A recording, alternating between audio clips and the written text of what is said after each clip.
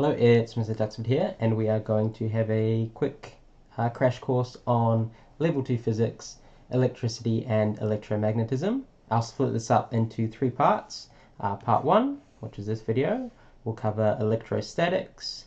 Part 2, the next video, will cover DC circuits. And Part 3 will cover electromagnetism. Alright, let's just jump into it. So the top box I have drawn on your formula sheet are the formula relevant for electrostatics. So let's just go down a little bit here. The main topics in electrostatics or static electricity are charge, like what is charge, how do they interact, electric field, and how we use that to describe how charges move, electrostatic force, again relating to a movement of charge, electrostatic potential energy, right, analogous to gravitational potential energy but for a charge in an electric field rather than a mass in a gravitational field. And finally, the reason why we have the kinetic energy equation in our electricity exam is because of conservation of energy. When we have a charge moving through an electric field, it loses potential and gains kinetic. Alright, so let's just take a few notes and get started. So charge.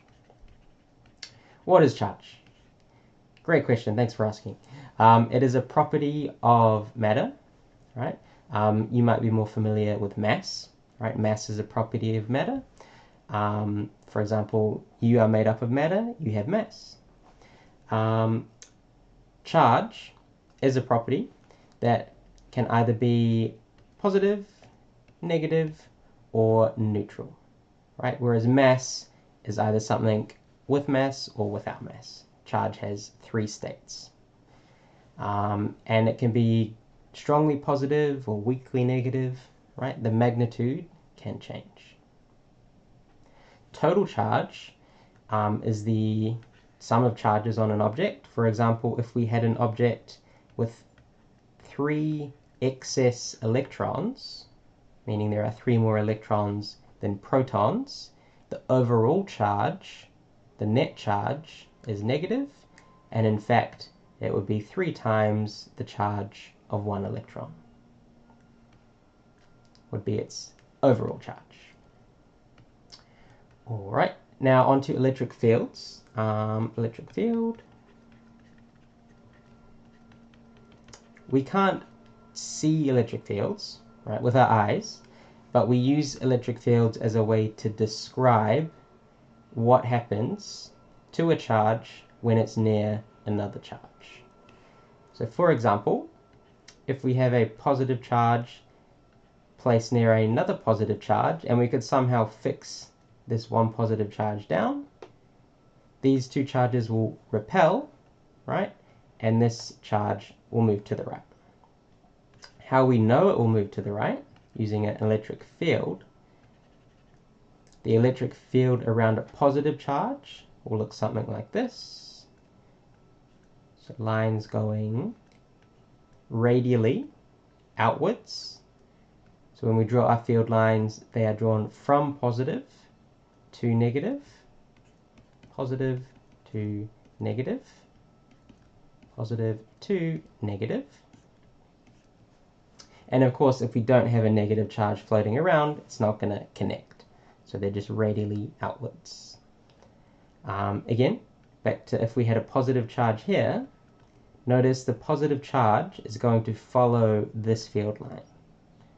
So the definition of an electric field line is the direction that a positive charge would travel if placed in the field.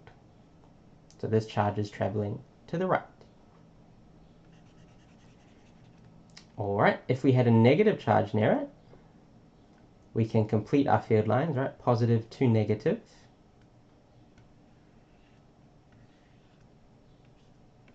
Something like that. So they go into the negative from the positive. And we know unlike charges would attract. Does it make sense? Well, the negative charge goes in the opposite direction of the field line. So yeah.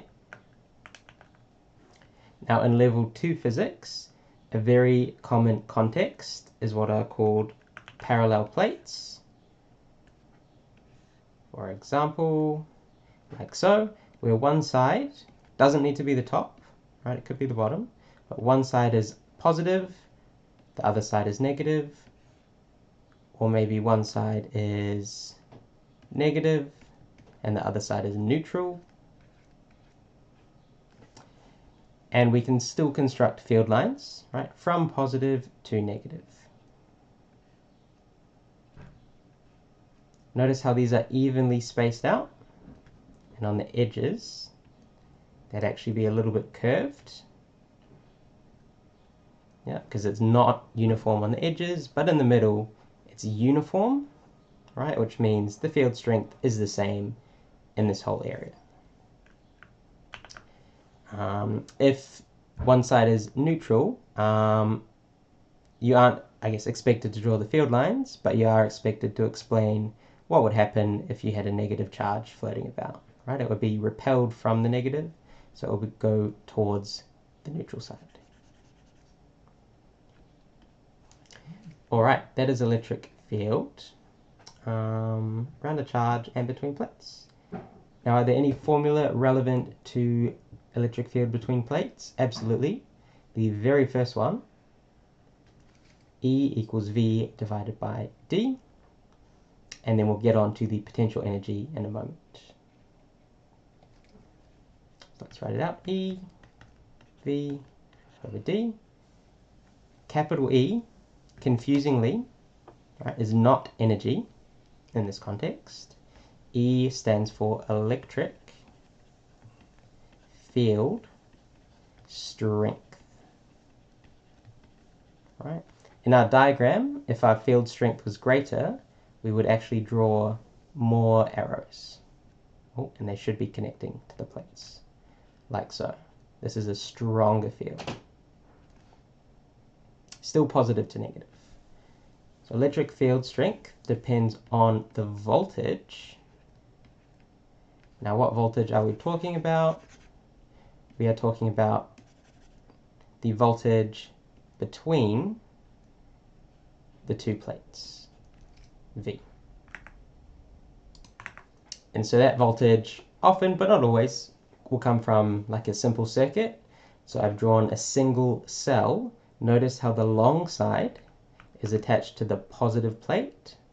That's because this circuit symbol right here, either a cell or two cells makes a battery. The longer side is the positive side, the shorter side is the negative. Right? So make sure the polarity lines up. So that's our voltage. All this voltage is a separation of charge. Separation of charge. So what does that mean? Well, look at the plates. We've drawn positive charge at the top and negative charge at the bottom. Right? We've separated the electrons, pushed them to one side, and that separation creates an electric field, which then in a moment we'll get onto can result in a force if we put a charge inside, just like a gravitational field. So back to the equation. The field strength is equal to the voltage across the parallel plates divided, by the distance. I use a different color here. The distance between the plates. Distance. Cool. So what are the units for electric field strength? So let's look at the right-hand side of the equation. We have voltage, which is units volts, distance, units meters. So field strength would be volts per meter. Right, that is 1 unit for electric field strength. So a typical question would involve you finding the electric field strength from the voltage or distance, right? But you could also be expected to rearrange this equation, for example, voltage wrong color, voltage equals electric field strength times distance, or distance equals voltage divided by electric field strength. Yeah, so if you know two things, you can solve for the unknown. All right, back to our list of topics. Next up, electrostatic force. So think of the analogy with the weight force, right? You have mass. If you drop a ball with mass in Earth's gravitational field, it experiences a weight force inwards or to the center of Earth. In an electric field, if we place a positive charge in an electric field, right, positive charge, it will experience a force repelling it from the positive plate and pulling it towards the negative plate. And so that force is equal to F equals EQ. So the force acting on a charge depends on the field strength, right, and its charge. So for example, I won't draw the field lines just to keep the diagram a bit cleaner. If we had a 1 coulomb charge, it's a large amount of charge. If we had 1 coulombs in a 10 Newton per coulomb electric field, or 10 volts per meter electric field, this 1 coulomb will experience 10 newtons of force, right? Because the force is equal to the field strength, 10, times the charge, 1, giving 10 newtons. And is 1 coulomb a positive or negative charge? Right, it's positive 1, so it's a positive charge. So what direction will the force be? It will be away from the positive plate, so the force will act, in this diagram, downwards. So always specify the direction of the force, because force is a vector, right? It needs a magnitude, 10 newtons, and a direction, downwards. You could also increase the force, of course, by increasing the field strength. Like if you doubled the field strength, you double the force. Similarly, if you doubled the charge, you would double the force. If you made the charge negative, but the same magnitude, right, the size of the force doesn't change, so it would still be, in this case, it would be 2 times 20, so 40 newtons. But the direction would change, right? It will be attracted towards the positive plate. And a very common question relates to Millikan's oil drop experiment. You may have come across it, where we have our two plates. Getting pretty good at drawing those now. And we have a charge. Let's say it's positively charged. The top plate is negatively charged. Bottom is positively charged. So what's the direction of the electrostatic force? Well, it will be towards the negative plate, right? So Fe for electrostatic. However, if we're looking at this side on, there's another force involved, right? It is the weight force, or Fg, force due to gravity. And in Millikan's oil drop experiment, you can tune the battery, positives at the bottom. You can adjust the voltage so that this droplet of charge stays stationary.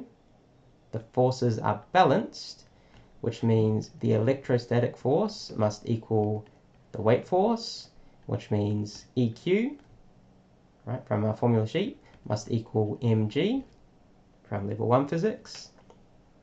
And using this relationship, you could solve for the charge, or solve for some unknowns. Maybe solve for the mass, for example. Right? So mechanics, the ideas of free body diagrams are relevant in electricity, particularly in a setup like this where you're balancing electrostatic force and weight force. Friction's less relevant right, in this context, because we're dealing with very small particles. Okay, let's take stock of where we're at. We've looked at electric field strength. We've then calculated force on a charge in an electric field. And our next step is electrostatic potential energy and linking it to kinetic energy through conservation of energy.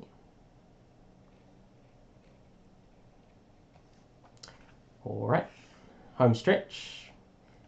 So E, not to be confused with E, so let's use EP for potential energy, is equal to EQD.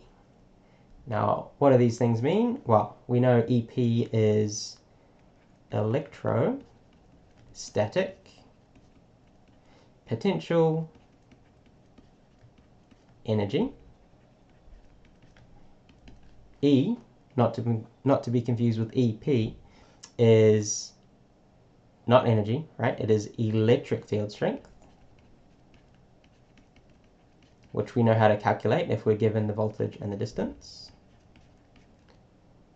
Q is charge, and D, oh, my cat wants to get out, please hold. All right, we're back. And D is distance. Is that in the frame? Ooh, almost not. Distance. But this distance isn't necessarily the full distance between the plates. So let's look at an example to make that a bit clearer. Again, let's bust out the plates. Beautiful. Look at those parallel plates. I'll make the top, let's make the top positive, the bottom negative, complete my circuit. I don't know, maybe a 10 volt power supply. So drawing the field lines, we know positive is at the top, negative is at the bottom. Remember, the small side is negative, the long side is positive. Our field lines, since it's a parallel plate, they will be uniformly drawn. They should be touching the top and the bottom. Top to bottom, as evenly as you can. If you have a ruler, you know, just measure it. And on the edges, showing that they are curved, right? Because it is non-uniform right at the edge. And that's because you don't have positive charges over here sort of adding together to give a uniform field. Great. Now let's suppose that we have a positive charge at the top, right there. And let's say it has a charge of 1 coulomb. Let's keep the numbers easy. And let's suppose the distance between the plates is 0.1 meters, 10 centimeters. Now, think about this positive charge. Does it have potential energy? Does it want to move somewhere? Right? If we weren't holding it in place, is it going to shoot down? Yep, it's positively charged. It's touching the positive plate. It is going to want to follow the field lines down. So it has potential energy.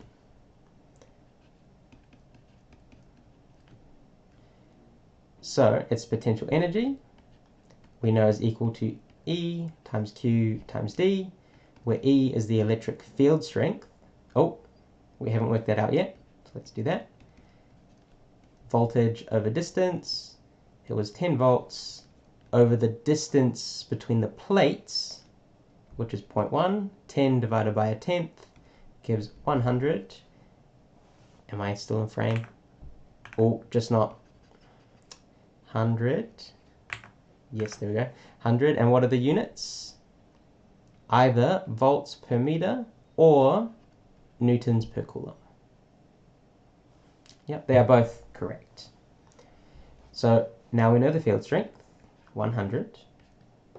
We know the charge, 1 coulomb. And we know the distance. Now, is this distance the same? So this is the only tricky part. If we're looking for the potential energy of this positive charge, relative to the negative plate, it is the same distance, right? It needs to travel the full 0.1 meters. So in this case, the distance is the full 0.1 meter. So 1/10 of 100 is 10 joules. Now, let's suppose the positive charge now started halfway down through the plates.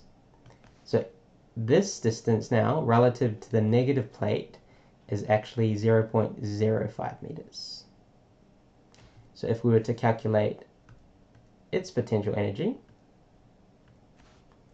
EP, same electric field strength, right? We haven't moved the plates, we haven't changed the voltage, so the same electric field strength of 100. Same size of the charge, right? Assuming it's still 1 coulomb.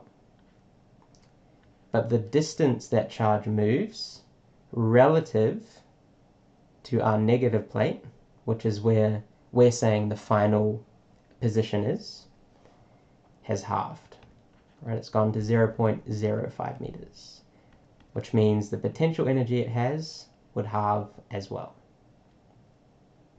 So just be extra careful about this distance. It is not necessarily the same distance as we use to find the field strength. Sometimes it is, right? If we're taking potential from top plate to bottom plate, yes, it's the same value, but not always. All right, what's left? I mean, I feel we did quite a bit. Oh, yes, conservation of energy. Almost there. Before we jump into conservation of energy, question for you. If this positive charge, oh my gosh, red and green, it's Christmas, Santa hat. If this positive charge moved to the left as opposed to down, is it gaining any kinetic energy? Is it losing any potential energy? So if it's not getting closer to the negative plate, its potential energy, 5 joules, will not change. All right? But if we let go and it shoots straight down to the negative plate, that 5 joules of potential, where would it go? It would go into kinetic energy. So conservation of energy. Right, energy cannot be created nor destroyed, only transferred or transformed. Right, you probably learnt that when you were 3, like me. So that was a joke, by the way. For parallel plates, often, right, we start with potential energy, for example, near the top, and it transforms into kinetic energy. But you can start at the bottom with a positive charge, right, and you give it kinetic energy, like you give it a big push for it to gain potential energy. It goes both ways.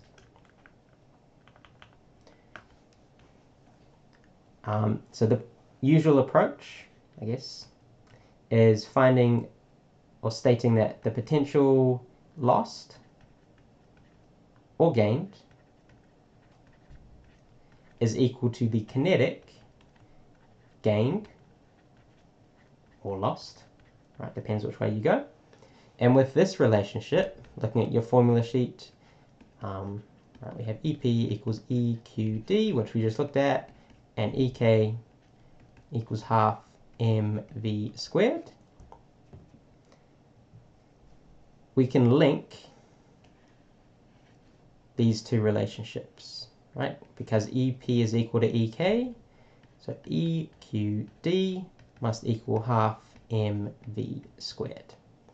And so it's this relationship that lets us find speed, for example. So let's just do one simple example of that. Yeah, it's getting a bit crowded here, but let's reuse this because I don't want to draw another one. And I can do what I want. So again, let's start from the top. We know there's 5 joules of potential energy. Excuse me, that was halfway through. What am I talking about? There is 10 joules of potential energy. Right? We found the field strength, V over D, giving 100 newtons per coulomb. We use the field strength, the charge, and the distance traveled, which happened to be 0.1 meters as well, to get 10 joules of potential energy. And now suppose, we've let go, so to speak, and this positive charge has traveled all the way to the negative plate. We could then say EP equals EK. EP is 10 joules. So EK will be 10 joules. We know kinetic energy is equal to half times mass times speed squared. And suppose mass is 1 kg, just to keep the number simple, but usually it's very small, like 9.11 times 10 to the negative 31 for an electron, and a bit heavier for a proton. So just use your brackets, use your exponent button on your calculator. If we're finding speed, let's put in mass here, 1 kg. We're finding speed, we need to divide half times 1 across. In other words, 10 divided by half of the mass, and that would give speed squared. And the last step is to square root. So speed in this example is equal to 10 over half times 1 square root, which is 10 over half square root, which is square root of 20, which is somewhere between 4 and 5, I don't know, 4 point something, meters per second. So in general, let's actually now have a look at this relationship up here. If we're solving for speed, it would be EQD times 2 divided by m, or divided by half m, like we did before, and square rooted. So if you know the field strength, the charge, the distance it travels, and the mass, you can find the velocity.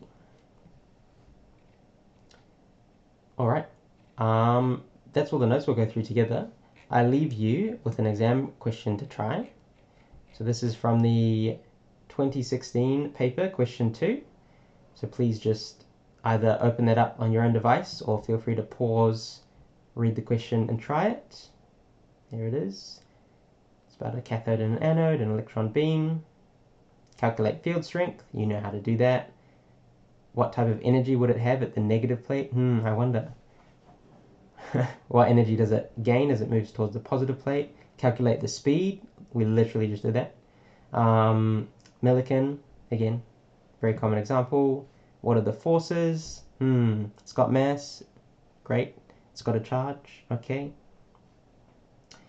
Here are some hints. A through D. So if you get stuck, please pause and come have a look at that. And here are the answers. 3, 2, 1, here they are. Achieved. Merit question, and excellence question.